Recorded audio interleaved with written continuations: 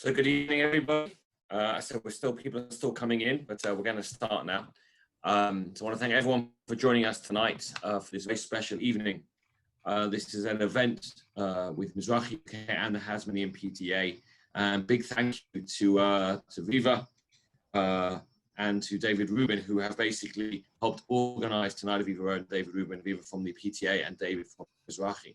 So tonight's a very important evening. And again, we are very proud to be working with Hasmonean. There's a lot of work we've done over the years with the school, and certainly I know Rabbi Silverman, who worked there for 4 years, is very much missed and is still obviously on Zoom working with a lot of the students still.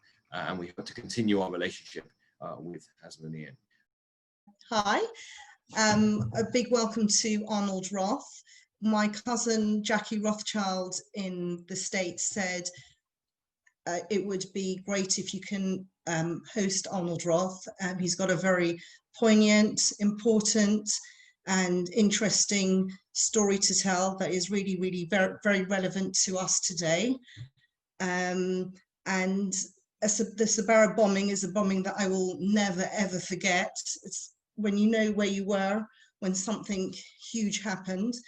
And I just remember where I was when I heard about the Sbarro bombing. And it was something that, you know, we really wanted to do. And we're so delighted, and we really thank Mizrachi for hosting it with us and for all the logistics that they've provided us with.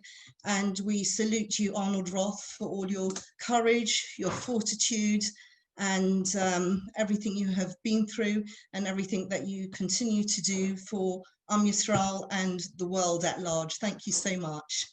Thank you very much in general to the organizers. Thank you very much in particular to Mrs. Rowe, who understates her involvement in bringing this event together. Thank you very much. It's been a pleasure working with you and a pleasure to see so many faces. I can say that of all the public events that I've addressed via this awful technology of Zoom, which we can't live without now, I've never been in front of a crowd as large as this with this many windows, and I'm just terribly afraid that I'm making some broiguses tonight by not recognizing or even knowing that certain people that I ought to be acknowledging are here. So, hi everybody.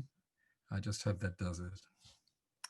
I'm going to be touching on some sensitive issues. They're not easy to talk about, I've got to say, but I'm going to do whatever I can to convey to you both the flow of events and what it's done to the insides of the people in my life.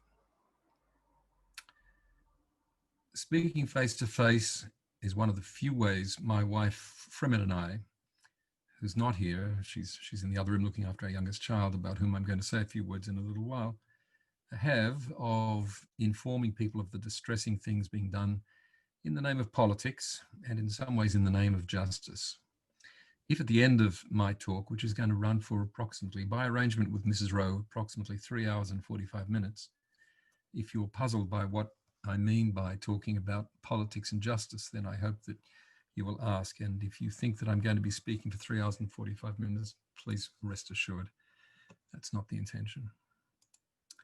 There are times that it makes sense to be philosophical and to engage in abstractions, but this isn't such a time.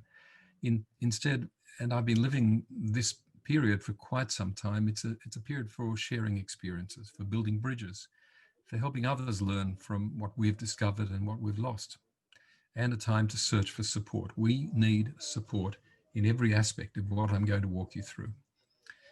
Here are the issues which, going into these next 30 or 40 minutes of talking, I hope to touch. My experience is that I often miss out, and I hope you'll understand that sometimes simply the emotion, sometimes the terrific questions, sometimes other factors mean that I just don't get to where I want to get. So I'm saying right now that if you care to invite me back, I'll be very happy to accept. Those issues principally are how terrorism turned my family's life upside down, Malki, my daughter, Chesed, the powerful force in Jewish life that's gotten us through all of this, where we are in the process of getting our child's killer extradited to the United States and into prison for the rest of her life, and your comments and ideas. Like most people, I don't share intimacies or private family matters with people I don't know very well, but there are some aspects of where we were as a family before the events that overtook us in the center of Jerusalem 19 years ago that I dafka feel I need to share. I'll start with our Chaya Elisheva, the youngest of our children, born beautiful, perfect, sweet, 25 years ago, diagnosed as being blind when she was 3 months old, which was, of course, terribly upsetting to us, but turned out to be just a foretaste of what came afterwards, a series of revelations that gathered shattering momentum step by step during the first year of her life, and they unfortunately continue until today. The process of navigating among doctors and health fund administrators and civil servants and social workers and government officials, trying to get the system to help us, pushing for explanations and trying to get what we knew were our rights and our daughter's rights, eventually brought us to realize that there are skills we needed to have that we hadn't packed into our bags when we arrived from Australia.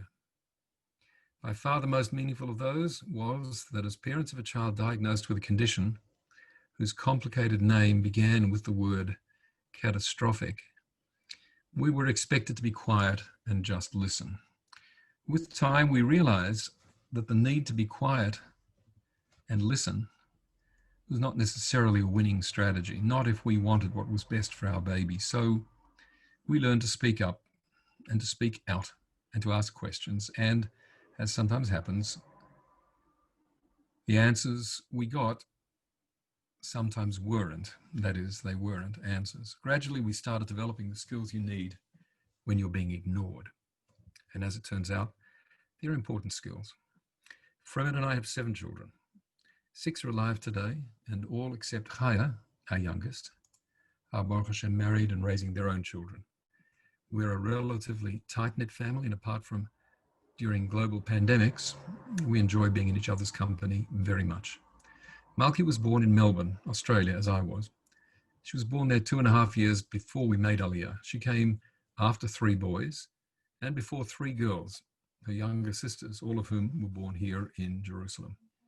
From an early age, Malki had a very special way of understanding and enjoying people, of sensing when there was a need to reach out and help. I think she was the happiest person I've ever known. Our struggle to get justice starts with a brief look at how raising children can cause a person to look at life's challenges in specific ways. Chaya, the baby in our family, who has always lived with us and is cared for at home, was the apple of Malki's eye. Chaya has never spoken a word to anyone. Yet Malki, who was older by 10 years, adored her. An abiding image I have is of Malki lifting Chaya up from her blanket on the floor, holding her close, and carrying her little sister into her bed, into Malki's bed. Malki knew what it meant to give love and to get no sign back that it was reciprocated. For those of us tuned in to the precious place that Chesed has in Jewish life and practice, Malki was its walking, talking, delightful embodiment. Not only in how she cared for her broken little sister. By the time little Chaya was 5 and Malki already a very grown-up 15, Malki had made a mark on her world as someone who cared for the underdog and for children with disabilities in particular. She applied to the world around her, her school, her friends in our North Jerusalem neighborhood, her youth group, where she was already a madricha, which is the Hebrew word for group leader, in an organization which is totally unknown everywhere else in the world except for Israel and the United Kingdom, Ezra, things she'd learned and that could be passed along to others. The facts that I'm going to run through now, I'm going to run through in a very cold way. I could stretch it out, but then we'd be here all night, and I would not be able to continue without breaking into tears. On August the 9th, 2001, Malki and our next-door neighbor's daughter, Michal Raziel, stood at the counter of the Sbarro Pizzeria when a young man with a guitar case on his back walked in and, standing right next to them, pressed on the ignition button and went to his 72 virgins in glory. The rest of our lives, in a very meaningful way, began that day. We learned over time who carried out the attack. We learned what Hamas and the bomber herself, a woman, said about themselves. We learned how the news industry is vastly less interested in the families of those murdered in an attack than in the details of the killers.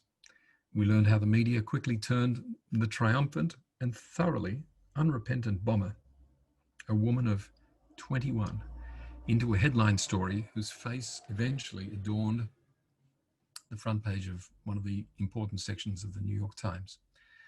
That woman's name is Ahlam Tamimi. She's not only at the heart of the rest of my talk, but she's at the heart of much of what I do every day.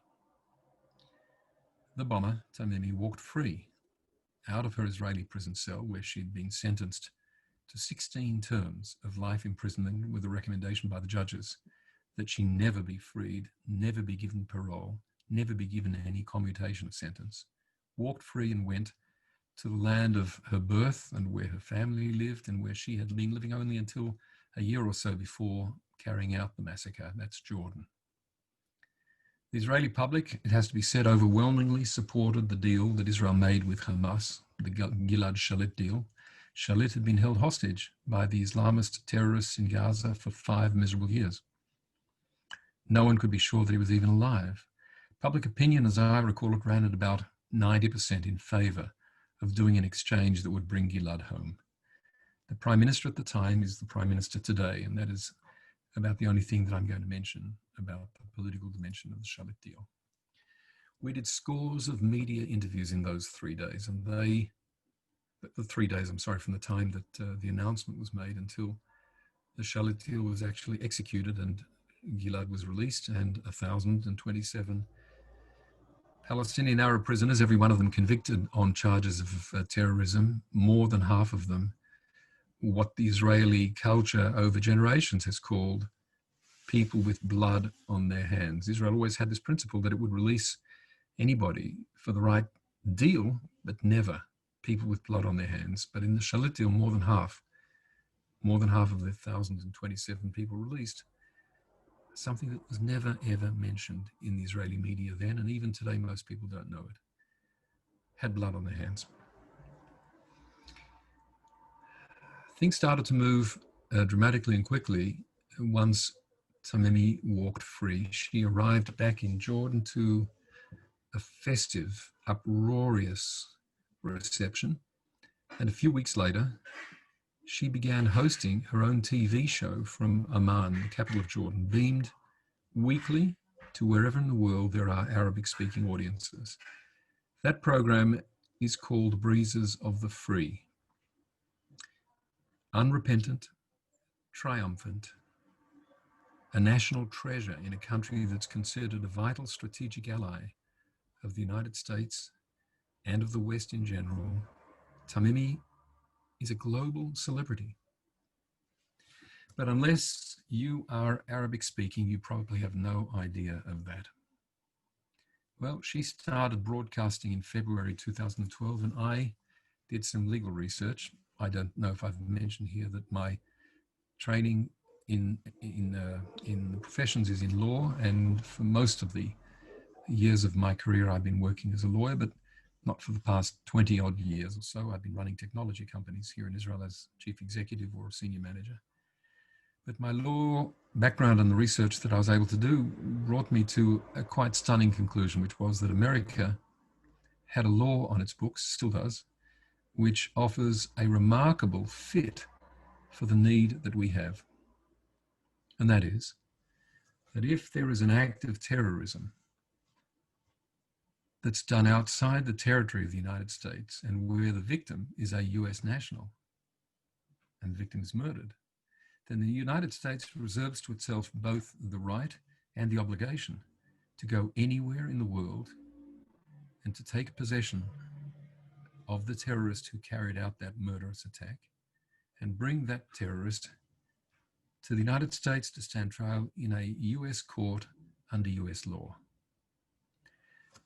So I went to Washington accompanied by, and I hope he watches this, a wonderful lawyer whose support has never flagged and who remains involved at a very significant level in our battle even today. In Washington, we met with the senior leadership of the Department of Justice and of the FBI, and my request was this: There is a special US federal law, ladies and gentlemen, which applies to our situation. If you agree to apply it, I'm asking you to seek an indictment of Ahlam Tamimi and bring her to American justice. I also mentioned that this law has never once been applied. In all the years of American citizens being murdered by terrorists in Israel, I didn't offer any theory as to why this was, but everybody in the room knew it. And I need to reveal to you that the opportunity to go and stand in front of them stems from the fact that all of our children have US citizenship, not because I'm an American, I'm not. I'm the child of Polish post-war refugees admitted into Australia, but my wife is American, and as a result, whether they asked for it or not, as babies, our children all became American citizens, and that was the key, Malki's Americanness. No other prosecution, as I've just said, was based on that law and involving a Palestinian Arab terrorist outrage and American victims had ever been undertaken until that time. The Tamimi case was the first. And though I'm not completely up to date, I don't think there have been too many since then either. People just aren't pushing for them. The meeting in Washington was a constructive one. We got terrific support at the personal level. I have to say that though my wife never travels, we, as I've said, have a child who needs care around the clock, and Frimet just doesn't travel. I, at that stage of my life, did a lot of traveling, but I brought Frimet with me. That is, I photographed her on a video camera on my phone just before I left the house on the night before the flight across the Atlantic.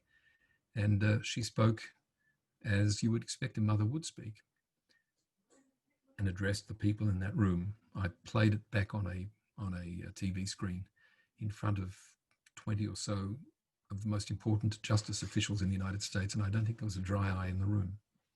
But they warned us as we left after a long and intense discussion that they would not be able to tell us anything until they were in a position to tell us everything. And I have to say, I came back home and told Frimet a couple of days later that we were in for a hard few weeks, that while they went about their business, we were going to be in the dark.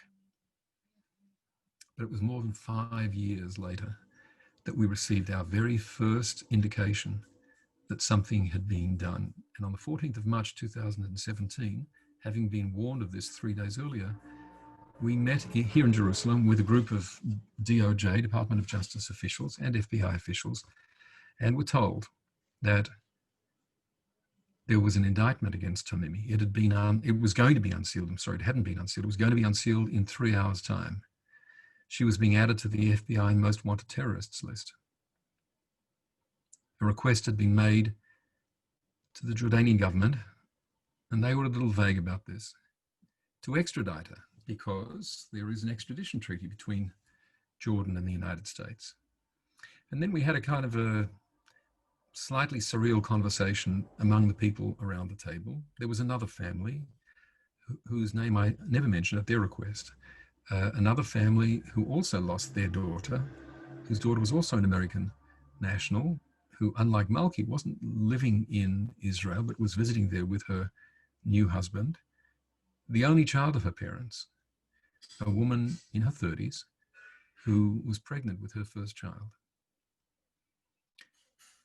We maintained a close relationship with the parents of that young woman who was murdered along with my Malki. And I could tell you wonderful stories about the chesed that emanates from them, but they've asked me not to talk about them. We were elated at first at the information that the Americans were sharing with us. Then we realized that some of the dimensions of what we were told simply made no sense. First of all, she was being described as a fugitive, but already at that stage, we understood that she's certainly not a fugitive. At this moment, I could ask for the right to share the screen and show you photographs of the inside of her apartment, the outside of her apartment, the view from her apartment Mirpeset down onto the street, pictures of her and her husband inside the apartment, inside their car. She's not a fugitive at all. She lives an open life. She's the only person on the FBI most wanted terrorists list, which only consists of 27 people, of whom 25 are males, who's living at a place that anybody could walk into this evening and pick her up. That was the first of the slightly bizarre dimensions. But then we realized that there was also a refusal, a flat refusal by the Kingdom of Jordan to honor the extradition treaty with the United States. And for what reason? For no reason. That's a statement that holds as true today as it did on that memorable evening, March 14th, 2017. The Jordanians have never made a single public statement about their refusal to hand this woman over. And if anybody cares to ask me at the end of my prepared comments here tonight, why are the Jordanians not letting her go? That is, if you haven't worked it out for yourselves, then I'll be glad to engage with you on that issue. And then one of the members of the delegation from the DOJ said to me words that I have to say I didn't quite understand what depth they came with, but I do understand now. He said, "Mr. Roth, you're now in the court of public opinion, and you should do everything you can." Well, I could interpret those words in a lot of different ways. I'll keep it simple. What they were saying was that the pushing of the process to get Ahlam Tamimi, this appalling murderer, confessed murderer, a woman who calls the murders at the Sbarro Pizzeria my operation. She has said that on video. She's never said anything to suggest she regrets it. She only regrets that she didn't kill more Jews, more children. This woman is not only living free, but living as a celebrity in Jordan, starting from the minute that she returned there. This sounds like empty words, but being a celebrity and being the world's most wanted female fugitive creates a certain cognitive dissonance. There's something very, very wrong with this picture. And let me quickly add, what's even wronger is the way you will never see a single serious media commentary or news report that deals with the strangeness of the serious charges she faces, her total willingness to say, "I did it," and the fact that she's still free. That was the 14th of March, 2017. 6 days later, on the 20th of March, not far from here, in Jordan, its highest court ruled that the 1995 extradition treaty, the instrument that was signed by President Clinton at the time and King Hussein, who was of course the father of the current King of Jordan, is constitutionally defective. Tamimi, the court ruled, cannot be extradited, and in fact, the treaty was invalid from the day on which it was signed. You also won't find that anywhere in the media either. I've got the court documents. I know that it's true. And knowing the media, and you can name whatever media you like, don't say it, indicates that there's much more to the Tamimi, the pursuit of Tamimi the fugitive and the efforts to bring her to justice than meets the eye. She can't be extradited, but she can remain a celebrity and a hero. And we saw just how much of a hero just about a year after that, when she and her husband were the central figures in a TV show on commercial TV in Jordan. Not one of the government stations, but something that everybody watches. And I don't know if you have a program like this in the UK, something like This Is Your Life, a focus on some people who've done something really wonderful, and now is the time for the public to pay tribute to them. So they were the central figures in that This Is Your Life program. It's called Caravan, went to air in November 2018.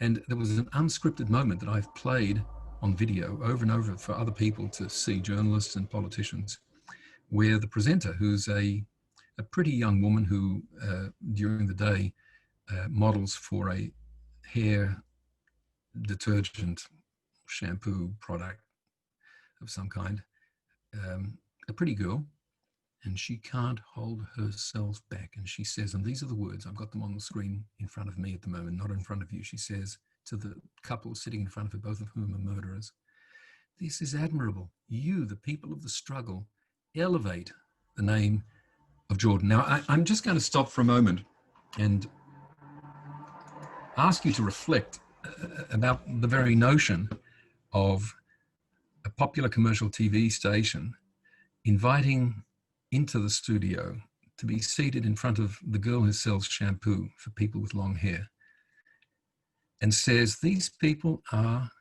the apple of Jordan's eye. These people represent the finest achievement in our country. These people are our heroes. Think about that for a second and then remind yourselves of the close relations between Her Majesty's government and the Hashemite Kingdom of Jordan. There's no way to contemplate this and not come to the conclusion that somebody in the story is totally sick in the head. It's a serious issue. I don't know any public figure in England, in the United Kingdom, in the United States, in Israel, even in Australia, who doesn't know what Ahlam Tamimi stands for, but who can't reach the conclusion that my wife and I have reached, which is it's really important to see her brought to justice, because what she represents in one of the most dangerous parts of the world, in that tinderbox called Jordan, which is surrounded by ISIS and the forces of Islamism, and which is a country ruled by a family from the Arabian Peninsula who control a population that's 80% Palestinian and roughly 20% Bedouin. In other words, a kingdom ruled by a king who isn't part of the fabric of the people whom he rules. And right in the middle of it, you have the world's most wanted female fugitive who appears on TV so that the dolly bird who's doing the presentation can say, you know, you make me feel so good about being Jordanian. Now, I don't know if Jordanians are watching this or eventually get to see it on YouTube, but they'll really be annoyed when I say the next thing, which is that though I don't speak Arabic, I read the Arabic media every day because I have a very close relative called Dr. Google. And Dr. Google sits with me as I look at the Arab media every morning before I daven and translates for me what they've said about this woman in the past 24 hours. And do you know what I have never seen? A single word of criticism from anywhere, from the left, the right, the top, the bottom, the government forces, the anti-government forces, anybody, and not only in Jordan, but certainly in Jordan, who has said, my heavens, what have we done to sell our souls? Why do we place this woman on the pedestal that we've created for her? I'm sorry, I could make up more dramatic words because I'm just making them up. They've never been said. There's not even anything that remotely resembles that kind of introspection, that kind of revulsion. And imagine if there were a similar situation in the United Kingdom. Somebody who carried out a series of cold-blooded murders, was convicted, was then released on some complicated commutation of sentence on condition, breached the condition, then got his or her own TV show, and then appeared on for years, and then appeared on the equivalent of This Is Your Life, again, assuming that you have such a program in the UK, otherwise you don't know what I'm talking about, and as a hero.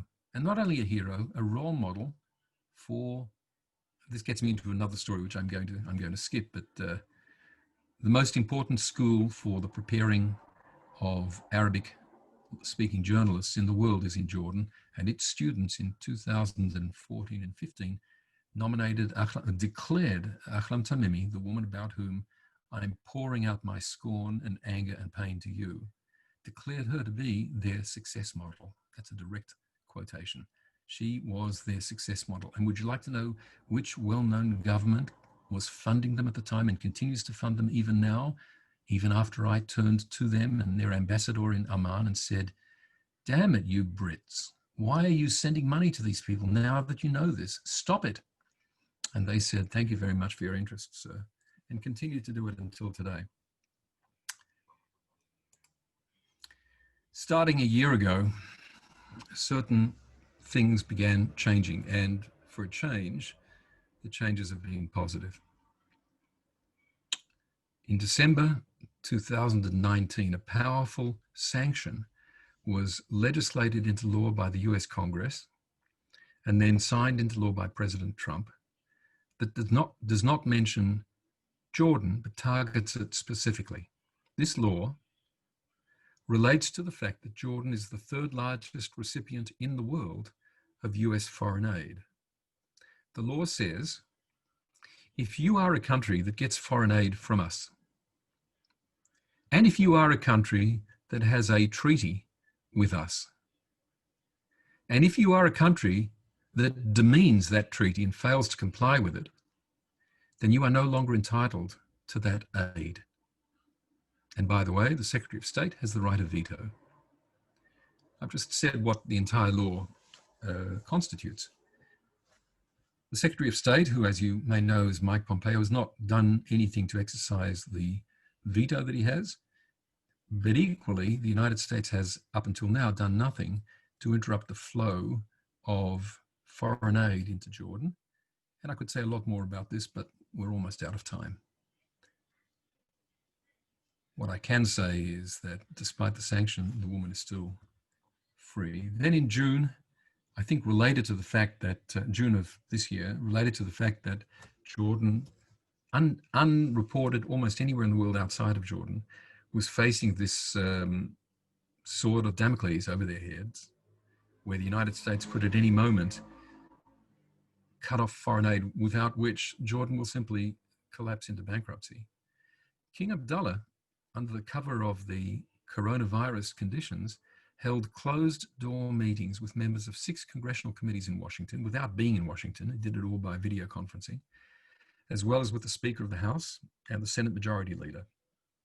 The committees were the Senate Foreign Relations Committee, the House Foreign Affairs Committee, the House Armed Services Committee, the Senate Armed Services Committee, the House Appropriations Committee, and the Senate Appropriations Committee. I would need an hour to explain to you why this is absolutely stunning. Meetings behind closed doors, no reporters present, no reports other than a report that I published, no photographs other than some photographs that I found and have published. No one knows what went on in that room. This from the head of a state that is now subject to a sanction that, as soon as the United States decides that it wants to implement it, will bring his kingdom to its knees. The following month, and this is related to what happened when King Abdullah came to Washington, my wife and I turned to all the major national level Jewish organizations in the United States. And we said to them, you've all basically ignored our efforts until now to try to bring pressure on the United States, to bring pressure on Jordan, to put this woman onto an aeroplane in chains and send her to trial in US federal court. Now we're turning to you and we're saying, are you with us or are you against it? Again, against us. None of the words that I just used you'll find in my letter. My letter is polite and formal and doesn't say those things, but that's the message. And the good news is that we received the firm commitments in writing of enough major Jewish organizations in the United States to go out with a press release very shortly afterwards to say, we are a consensus issue. No one can say that the effort to bring Ahlam Tamimi to justice for the murder of 2 Americans in the horrible massacre at Sbarro is a partisan issue or a minor issue.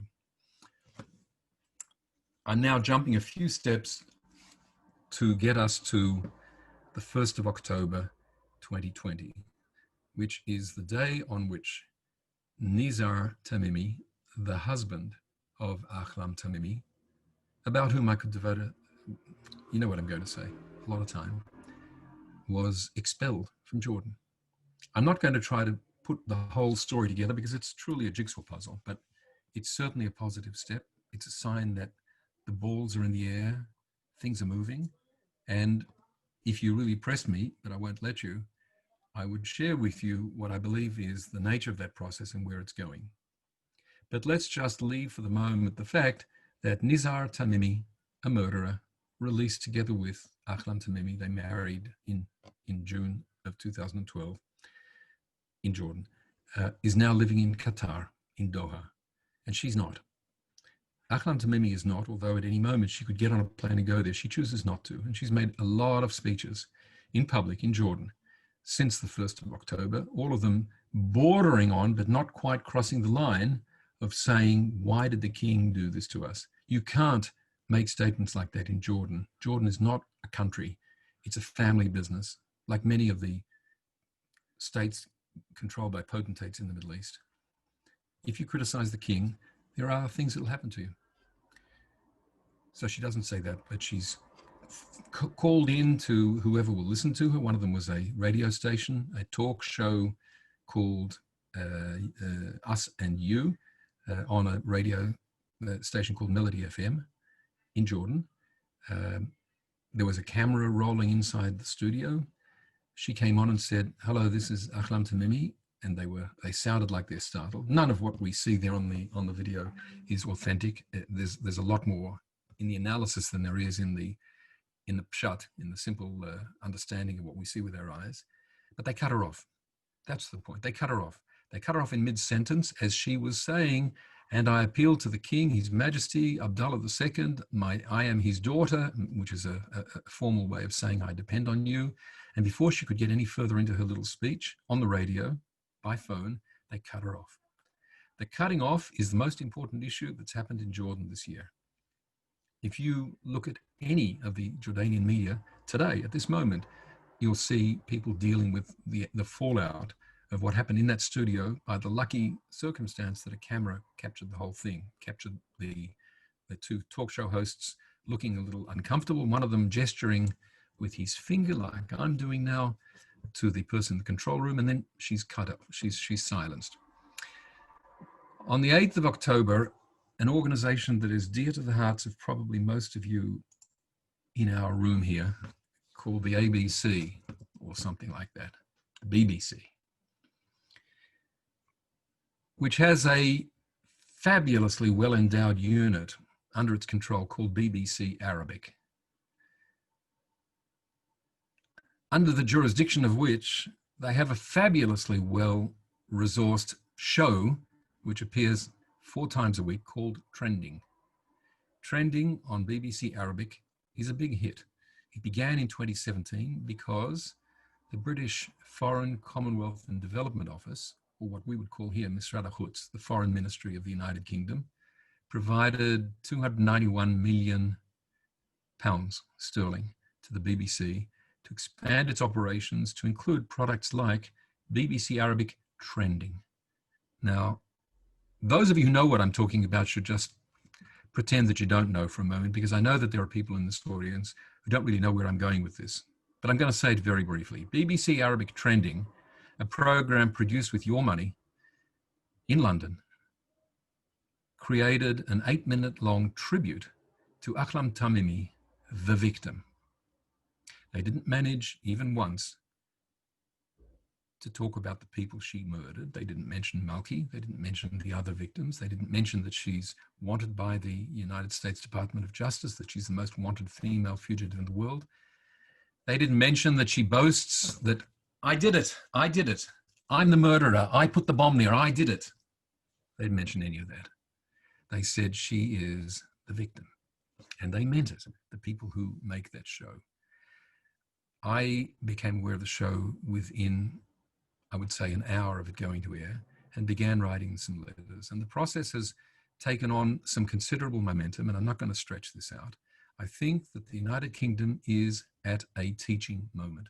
And I think that the BBC, which many people say awful things about, and I happen not to be one of the people who feels that the BBC is the devil incarnate that I see described in a lot of the writing of people who I know and respect.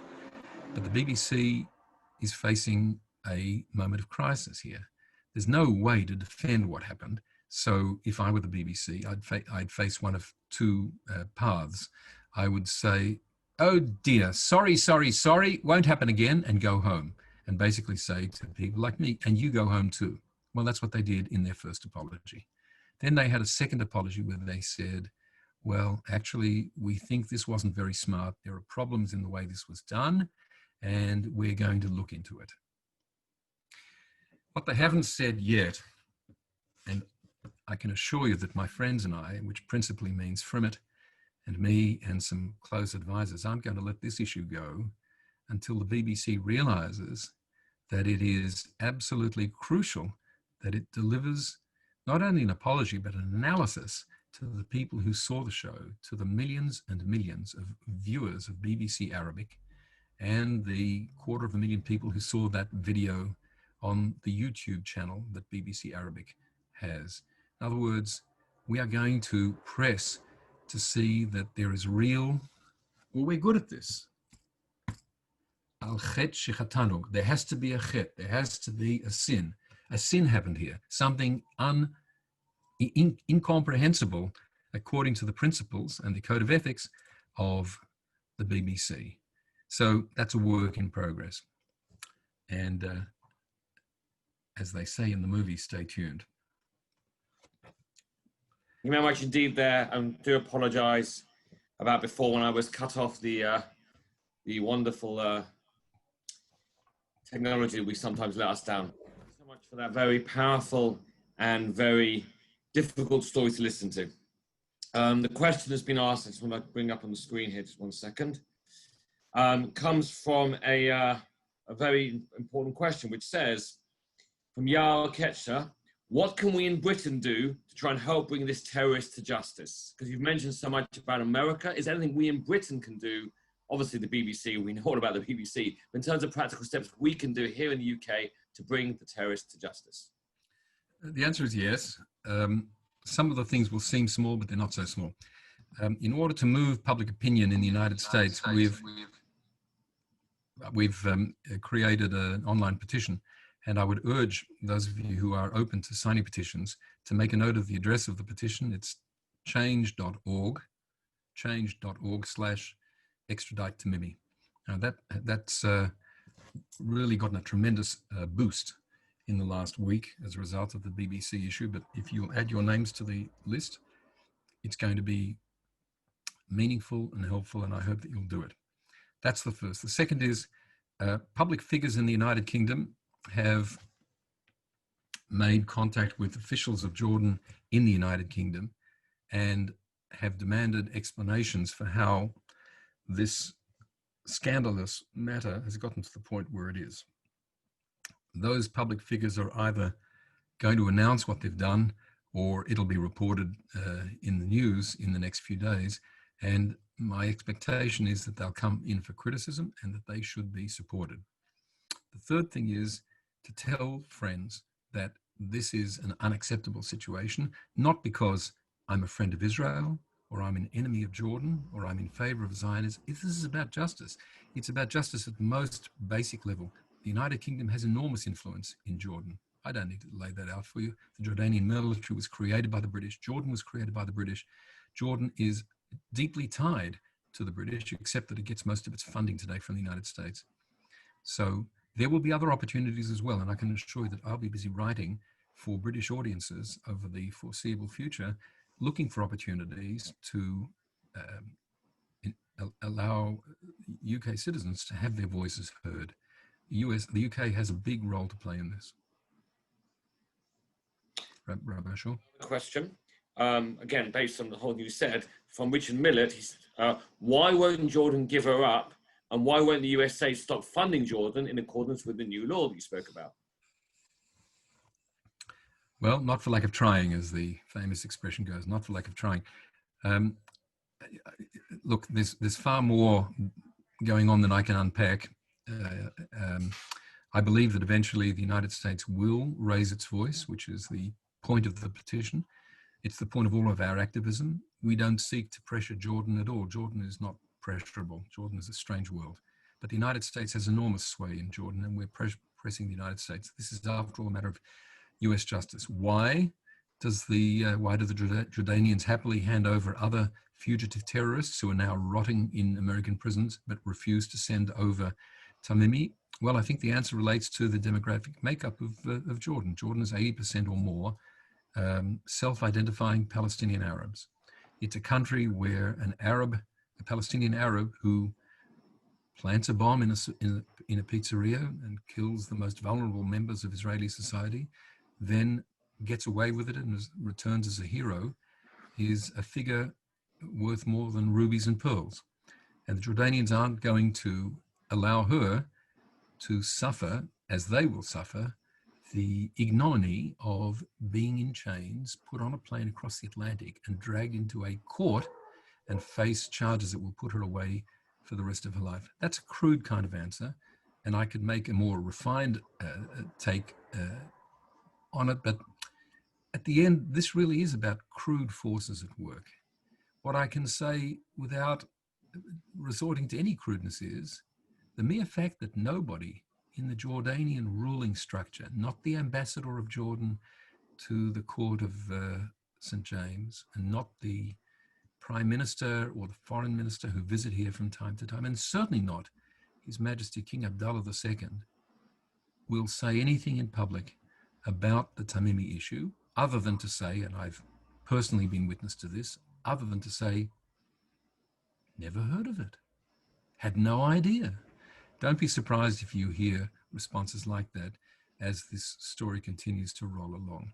So their silence is really a big part of their self-condemnation. But that's not a very good answer, because we're not interested in seeing them condemned. We're interested in seeing this woman brought to trial and convicted and sentenced to a term of imprisonment that's appropriate to what she did. It's all about justice. David Rubin, if I could just point out that there are people trying to get in. You may not have noticed. I'm seeing it on my screen. I don't know why, but I am. Just to let people know, if you look in the chat, the links to the various Change.org and petitions are there. So please do click on them either now or after the event, or so you can sign and do what needs to be done. I would say, obviously, it's getting late for you. It's already sort of close to 11 o'clock in Israel. But I'd say before we close tonight, sort of this journey you've been on, it really has been a terrible journey for justice for you. What sort of closing ideas can you give us in a way to give us hope in this very sort of difficult and dark story, and understanding of how injustice can live for so long? What can you give us as we end tonight, if that's not too difficult a question? Well, it is too difficult a question, and the only way that I can possibly approach it is to say what's been good for me, what's been good in my life. I can't even say it for my wife, and certainly not for my children.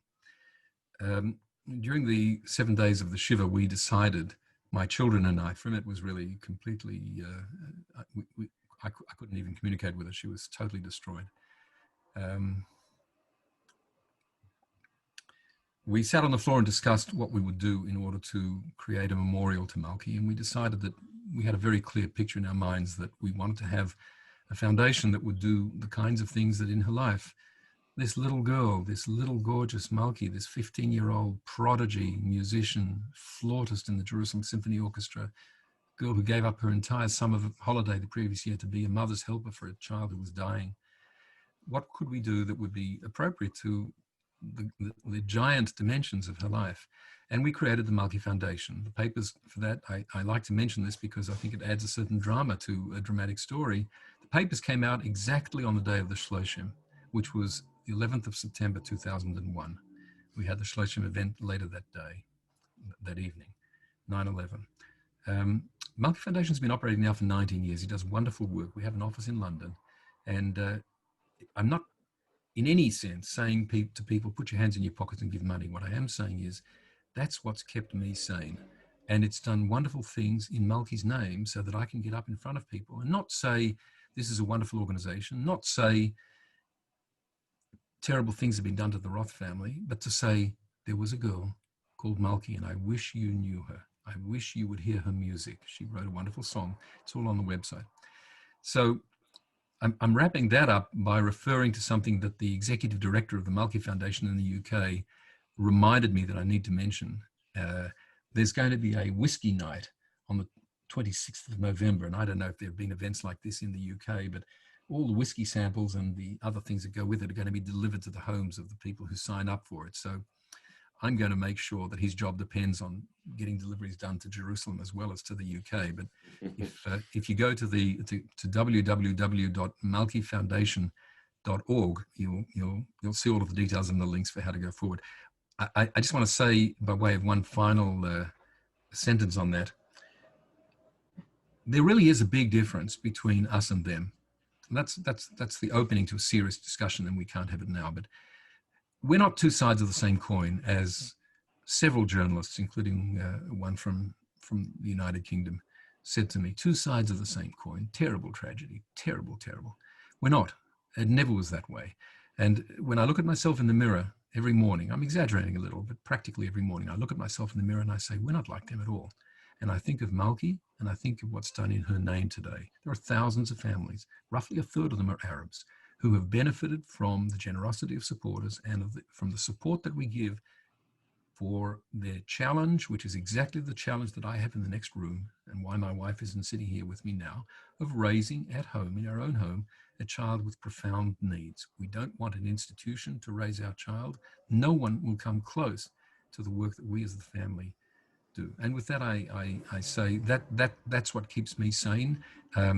It's not a recipe that translates well into other people's lives. Nonetheless, I think it has a certain power of its own.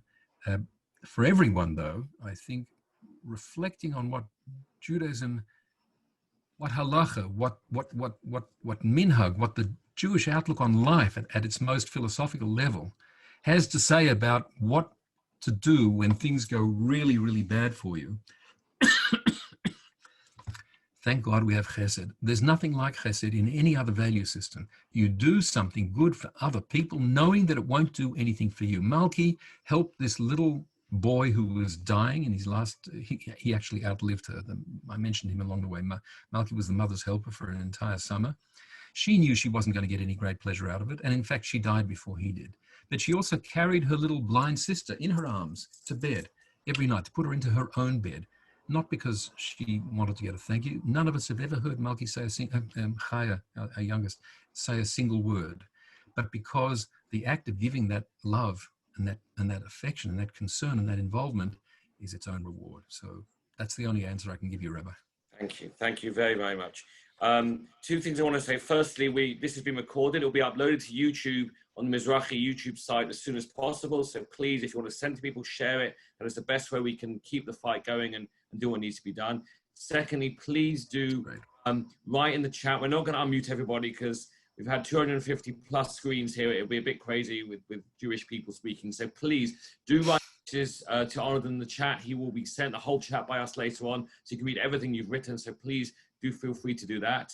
And most importantly, thank you to everyone for coming tonight on Zoom. Thank you, I said, to Mizrachi and the PTA for organizing tonight. And most importantly, to you, Arnold, for what you are doing for justice, for the Jewish people, and for Malki. It's inspirational, it's heartwarming, and it really has been an honor and a pleasure to host you tonight. We just wish you all, I don't want to say success, but just keep doing what you're doing. And please, God, the foundation to keep giving chesed and hope to people all across the world.